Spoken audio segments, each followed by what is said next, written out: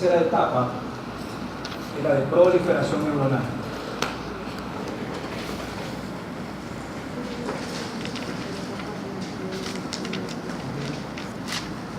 Esta etapa de proliferación neuronal tiene un tiempo máximo de aparición de entre el tercero al cuarto mes. Eso lo vimos en la clase anterior. A su vez, esta etapa de proliferación neuronal tiene dos subetapas o dos estadios diferentes. Uno de proliferación neuronal propiamente dicha,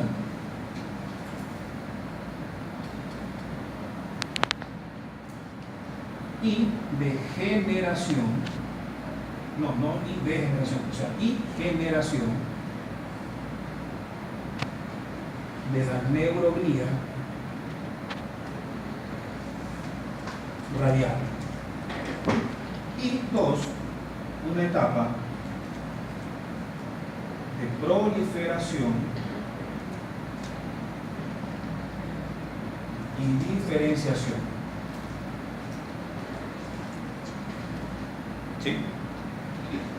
Esta etapa de proliferación neuronal se da a partir de las células que ustedes creo que ven en biología como células pluripotenciales, y estas células pluripotenciales, o también llamadas células madre, al inicio de la proliferación comienzan, valga la redundancia, a proliferar y dar más células madre. Le da una célula madre por un lado y otra célula madre por división por otro lado. Sigue avanzando en el tiempo la proliferación neuronal y vuelve a dar la célula madre que salió de la otra célula madre, una célula madre y otra célula madre, una célula madre y otra célula madre. Pero más o menos a mediados del tiempo en que es el tiempo máximo de aparición de la proliferación neuronal, esta célula madre o cada célula madre dará origen a una célula madre, pero a una neurona que se llamará neurona posmitósica.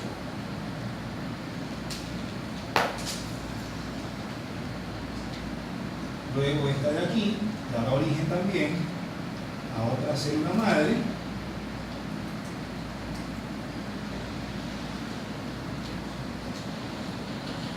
y a una neurona postmitósica, y así sucesivamente. Una célula madre,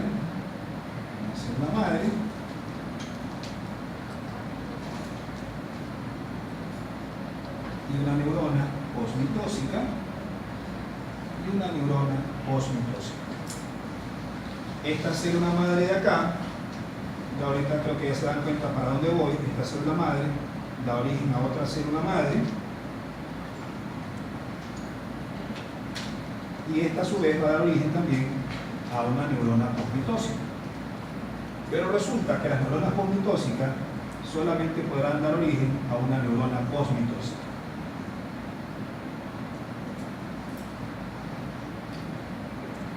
¿Sí me entiende la idea?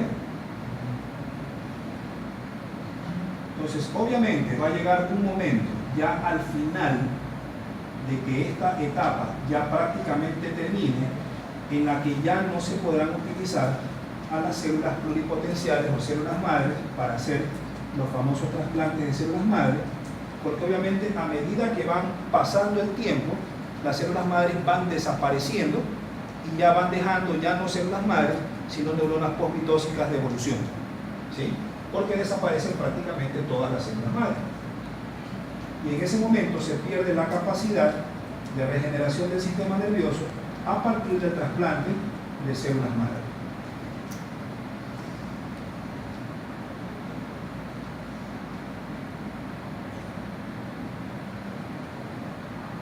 ¿Sí?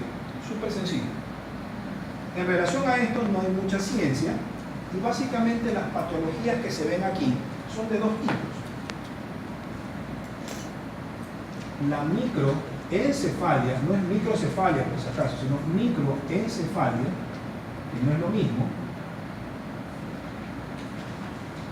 y la macroencefalia.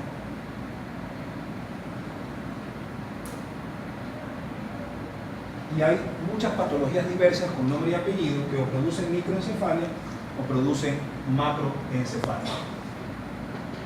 ¿Sigo? ¿Puedo seguir? Okay. En cuarto lugar,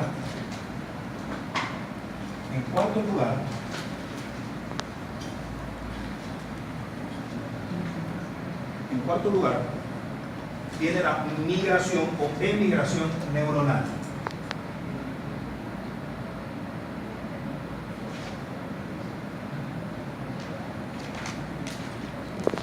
Esta emigración neuronal tiene un tiempo máximo de aparición de entre el tercero al quinto mes.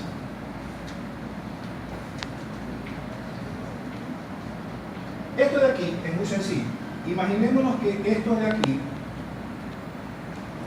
son los ventrículos laterales. Y esto de acá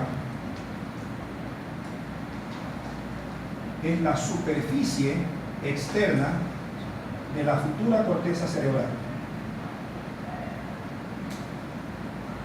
A esta superficie externa de la futura corteza cerebral le vamos a llamar la superficie pial, que es lo mismo que decir pía madre.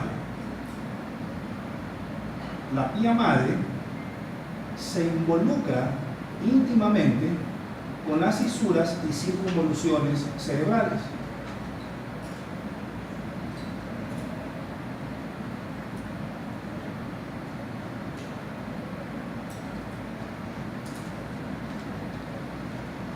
Con el propósito de cubrir al encéfalo, o sea, el parénquima cerebral, que está íntimamente por debajo.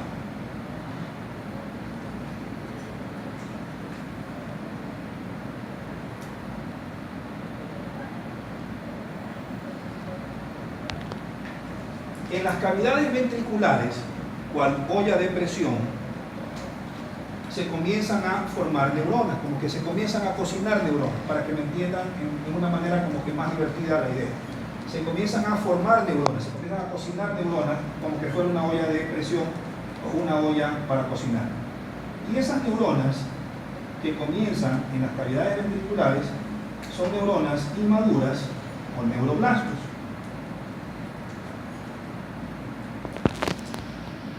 ¿Sí? Esas neuronas inmaduras o neuroblastos, a su vez, están relacionadas en su derredor con una cantidad mucho mayor, otro color,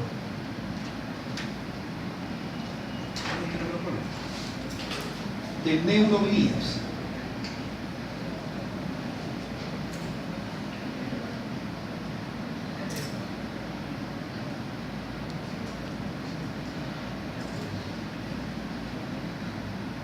Estas neuroglías salen primerito de adentro hacia afuera, valga la redundancia, salen primero de adentro hacia afuera, o sea, de las cavidades ventriculares, a por fuera exactamente de las cavidades ventriculares, pero siguen estando en la profundidad de los hemisferios cerebrales. ¿Sí? ¿Sí me entiende la idea? Están en la profundidad de las cavidades ventriculares, pero en la profundidad de las cavidades ventriculares salen de las cavidades ventriculares, pero siguen estando en la profundidad del hemisferio cerebral, porque todavía están recién saliendo de las cavidades ventriculares. ¿Okay? Al salir, o sea, estas, al salir acá, afuera, valga la redundancia, en ese momento, cada una de las neuroglías proyecta una fibra o axón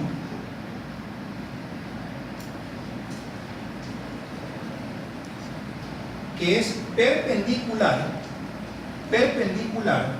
a la superficie pial o a la pía madre. Es perpendicular a la superficie pial o pía madre. En el momento en que hace este tipo de migración o de viaje, que es en sentido perpendicular a ese tipo de crecimiento o de proyección de la axón, de la neuroglía, se le llama neuroglía radial, porque la proyección esta radial es perpendicular a la superficie pial. Repito, en el mismo momento en que la neuroglía primitiva sale primerito de la cavidad ventricular profunda a el parénquima cerebral, pero aún sigue estando profundo en el parénquima cerebral, él proyecta, o cada neuroglía radial proyecta un axón radial, valga la redundancia, y por eso a ese axón radial y a la neuroglía que lo origina se llama neuroglía radial.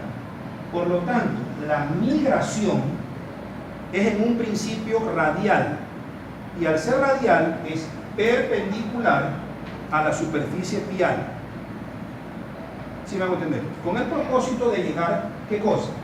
Las neuronas, que ahorita sí ya van a salir afuera, valga la redundancia, es como que le crean una escalera para que las neuronas que van a salir inmediatamente después se monten y lo utilicen para subir. Por lo tanto, no viajan solas, viajan gracias a la neuroglía o a la acción de la neuroglía radial. ¿Sí me hago entender? Okay. Entonces, esta de aquí, la neurona inmadura, perdón, con azul, la neurona inmadura sale acá, se pega y lo utiliza como que fuera una escalera y se va para arriba. Y al irse para arriba, comienza a tachonar de células ¿a quién? A la corteza cerebral. ¿Sí? Las que salen más tempranamente, se quedan más en la profundidad, y las que salen más tardíamente se quedan más en la superficie. Repito, las neuronas primitivas que salen más temprano se quedan más en la profundidad, y las que salen ya al final se quedan más en la superficie. Por lo tanto, en relación al cerebro, el viaje es de adentro hacia afuera. Eso significa que las que se quedan más adentro, o sea, en la profundidad, son las más primitivas, y las que se quedan hacia afuera o hacia arriba o hacia la superficialidad son las neuronas más nuevas. Por eso es que el crecimiento en relación a la migración neuronal en el cerebro es de adentro hacia afuera. Entendiéndose por adentro, muy primitivo. Entendiéndose por afuera, muy nuevo. ¿Sí? Ok. Pero más o menos a la mitad del tiempo máximo de aparición de la migración neuronal, la neuroglía radial pierde su radialidad, si cabe la palabra. Y al perder su radialidad, los axones cambian de curso y ya no son radiales, sino tangenciales. Y al hacerse tangenciales, ahora ya no será radial, sino tangencial, y por lo tanto ya no será perpendicular, sino paralelo a la superficie pial. En pocas palabras, la migración neuronal, esto lo pueden copiar, la migración neuronal en el cerebro, me avisan para seguir, la migración neuronal en el cerebro primero es radial, o sea, perpendicular a la superficie pial, y luego es tangencial, o sea, paralelo a la superficie pial. Y por lo tanto, la colocación de las neuronas siempre será de adentro hacia afuera.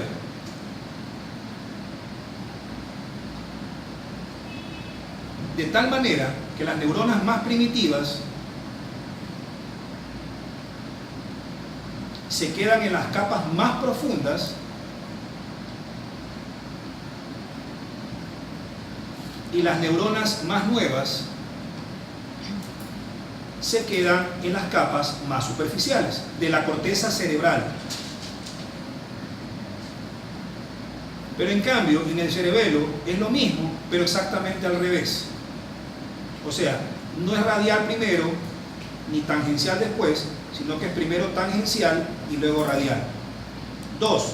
Al ser tangencial en el cerebelo, primero va a ser paralelo a la superficie pial y después va a ser perpendicular a la superficie pial. Y en tercer lugar, ya no sería de adentro hacia afuera, sino de afuera hacia adentro. O sea, las más primitivas estarán en la superficie y las más nuevas estarán en la profundidad. O sea, es la misma vaina, pero exactamente 100% al revés. Es súper sencillo, no se pueden olvidar jamás.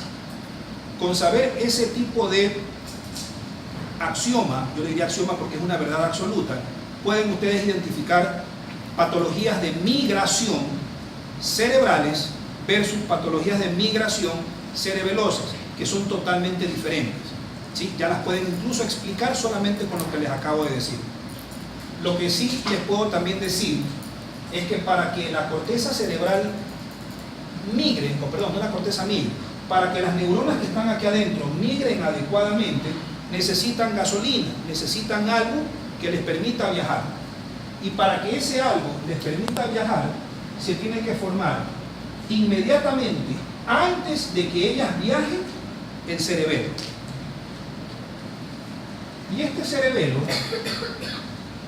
que comienza a formarse casi a la par con el cerebro, primero se forma el cerebelo y en particular la corteza cerebelosa para permitir que las neuronas primitivas que ya se están formando en las cavidades ventriculares, por lo menos al salir, tengan, además de la neuroglía radial, la gasolina, como le digo yo, para poder viajar. Y esa gasolina se la da el cerebelo. El cerebelo, por si acaso, tiene 3 capas. Una capa muy superficial que se llama molecular, una capa media que se llama capa de células de Purkinje y una capa profunda que se llama capa granular. En esta capa granular hay unas neuronas que son, valga la redundancia o la explicación, las únicas neuronas excitadoras del cerebelo, porque básicamente todas las neuronas, con excepción de las granulosas, todas son inhibidoras. La única célula excitadora del cerebelo es la granulosa. Esta célula granulosa origina un axón desde la célula granulosa que viaja, cruza la capa de células de Purkinje, llega a la capa molecular y cuando llega a la capa molecular se divide en 2. Estas fibras divididas en 2, que son a su vez el axón de la célula granular, se llaman fibras paralelas.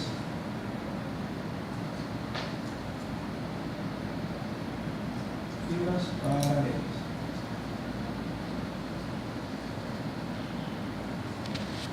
Y estas células paralelas fabrican glutamato.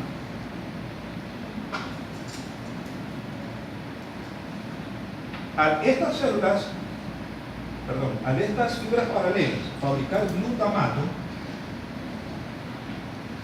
este glutamato, cual gasolina,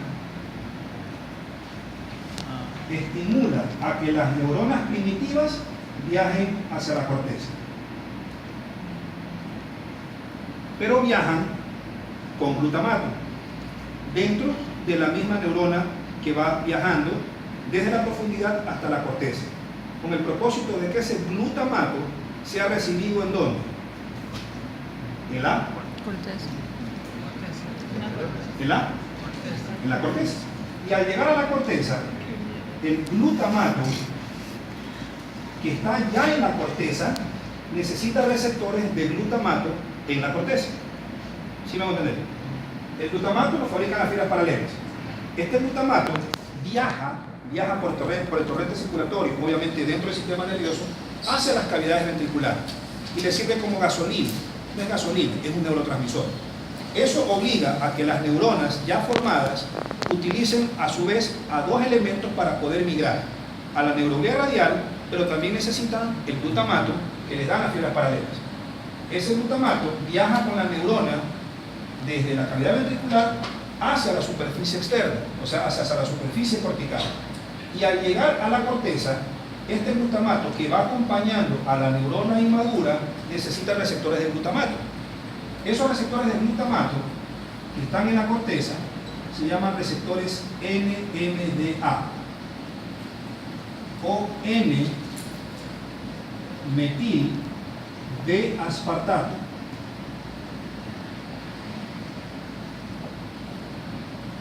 Y en ese momento la corteza cerebral, toda la corteza cerebral se torna excitatoria. Siempre la corteza cerebral va a ser excitatoria, en cualquier parte de la corteza. Y esa excitatoriedad es gracias al glutamato. Y cabe recalcar que el glutamato representa más del 70% de todas las neuronas con capacidad excitatoria. Por lo tanto, casi todas están ubicadas en la corteza. Y otra cosa que deja claro, el glutamato es el neurotransmisor más excitatorio que tiene el ser humano. ¿Sí? ¿Ok? Hay patologías, pero más que patología, hay medicamentos. En los años 70 se utilizó un antiepiléptico, que obviamente después se lo sacó del mercado porque no se hicieron bien los estudios después de la tercera o cuarta etapa, que se llamaba talidomida. En la actualidad también hay muchos medicamentos con efectos teratogénicos, pero la talidomida dio, como que dice, la pauta para pensar de que había medicamentos teratogénicos, o sea que provocaban patologías de tipo congénitas, en particular en esta etapa de migración neuronal. ¿Qué hacía la talidomida y qué suelen hacer los medicamentos que se utilizan antes de que ésta entre en proceso? Lo que hacen es, los receptores de NMDA, la mayoría de medicamentos que producen patologías de migración, lo que hacen es bloquearlos. Si ustedes usan un medicamento, y casi todos lo hacen, y ese medicamento termina por bloquear los receptores de NMDA, el glutamato sí llega adecuadamente, pero llega a un sitio donde no hay un receptor que lo reciba, y por lo tanto no se forma adecuadamente la corteza, ni tampoco se llena adecuadamente de glutamato. No sé si me hago entender. Sí, ok. ¿Alguna pregunta? No. ¿Puedo seguir? Sí. La quinta etapa es la de organización neuronal.